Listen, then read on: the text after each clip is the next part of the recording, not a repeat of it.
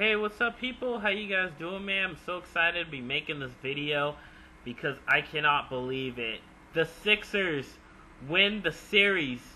An 8-seeded team upsetted the top-seeded Bulls, and it was surprising because the Bulls were like destroying the Sixers, and Bulls destroyed the Sixers in Game 1, but then it all fell apart when Derrick Rose got injured, so that's when the whole game changed. And then the Sixers won 3 in a row. Bulls won the next one, and then the Sixers back at home was able to win the fourth one. So if it was to happen, if the Bulls did win the second game, it would have been a 7-7 game. But unbelievably, the Sixers win the series, which was just unbelievable. I don't believe that at all. So Bulls, I don't know what's going to be the future for them, but they need roster adjustments so they can have even a stronger team, because all they have is Derrick Rose practically, which is kind of surprising. And Joakim Noah didn't even play, so the same thing with the Spurs when they lost Manu Ginobili and they lost in Game 6 that knocked them out of the playoffs last year. So I feel like it's kind of deja vu to see how Memphis was able to gain it. Especially Memphis had a powerhouse team with Marc Gasol, Rudy Gay, OJ Mayo. The bench is like grounded solid.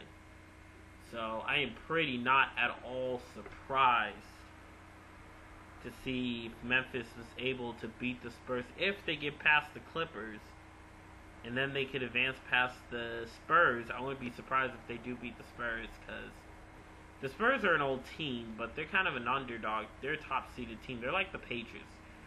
As long as they have Duncan, Craig Popovich, Manu Ginobili, Tony Parker, coached by Greg Popovich, because he's a coach, then they're going to be like a solid team. Same thing with the Patriots with Brady, Bill Belichick, and Wes Welker, and the defense. They're going to be a solid team. So the Spurs and Patriots are very similar, even though they're in different sports. So I'm not surprised by that at all. So that's for the most part. So Sixers, did have an incredible start, but it kind of fell apart in the end, and the Celtics were able to pick it up in the season, so the role kind of switched. So I'm pretty surprised that the Sixers still were able to advance in the playoffs. So they kind of played like a top-seeded team if you come to see it. So it's like the Sixers were playing like a first-seeded team. The Bulls kind of like the eighth, because it's kind of surprising. So I'm hoping the Celtics kind of win, because I want to see the Celtics and the Sixers go at it, the battle of the Atlantic Division of two teams. And if the Celtics can win this one, win Game 6, then oh my gosh, this would be incredible. So it's gonna be exciting. So I'm pretty excited about that. So that's for the most part. Apparently, to see Andre Iguodala is just phenomenal, and the Bulls still played a phenomenal game, but the Sixers were able to squeeze it out, which was incredible. It was like Game 7. And I saw the highlights. I missed the game, but I did see the highlights. Most definitely was downright impressive. So I'm pretty impressed by that. What was I going to say? Yeah, that's what happened from there. So,